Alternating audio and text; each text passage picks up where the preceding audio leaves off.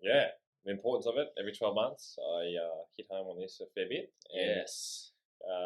yeah, we're both big components of just checking in every 12 months to see, where you can save money, or what you can do with the potential money that you've had in equity, essentially. So it's the opportunity cost, right? Yeah, we talked about in the last episode, which was a beast. If you haven't listened to that, so much valuable talking points. We do talk about the value in reassessing and reassessing regularly. And this is just one of those components that we're pulling out and like we're just honing in now and focusing on like how you can reassess on one asset or a few assets to see what position you're in and see how you can sort of pull more money out of that to then boost your property investment strategy, I guess. Yeah, what's the first one, Sam? Checking every 12 months, like it's like do a property checkup. Just from a professional point of view, it's nice to just check in with people, and for me personally, to see what the growth's done on their portfolios as well.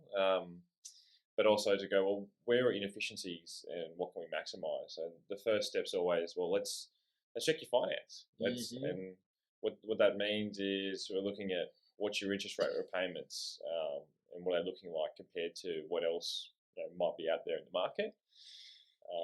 So like working out how you can decrease your interest rate if you can.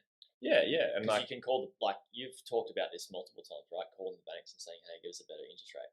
Yeah, why not? I mean, that I've done a little video somewhere in the online world, which is one question. It could be an hour of your time talking to your bank, but it could save you thousands. And just as an example, right? Like if you're paying, if you've got $500,000 in debt and you're paying 6.5% on that debt on an interest only basis, that's $32,500 a year in interest you're paying on that loan structure, right? So if you can decrease that 30 basis points, which is 0.3% to 6.2%, now you're only paying $31,000 a year in interest. So there's your one phone call, one question, saving that client $1,500 a year just in interest. Then you can also look at banks do cashbacks and different alternative options with their lending. So it's cool because they want to keep your business, right? It's not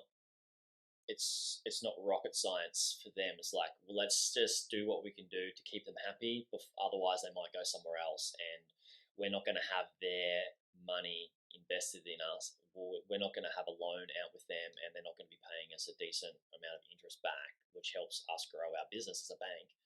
So it's within their invested interest to give you some better alternatives.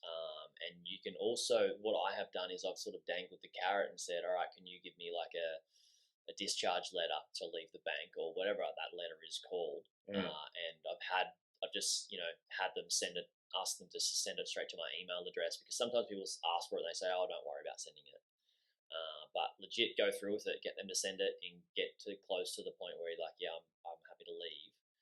And also do your research, I guess, as well on other banks, and sort of, then you have some bargaining power as well when you say, all right, well, this bank or this lender will offer me this rate. Can you better that? Like, I could be, saving X amount of money by this rate. Can we do this if I stay with you guys? They might say no, but at least they know that you've done your research and you're prepared to leave because you know where you would go. It's within their best interest to keep you there. Yeah, the discharge letter is a classic strategy that you'll get the discharge team calling you and asking you.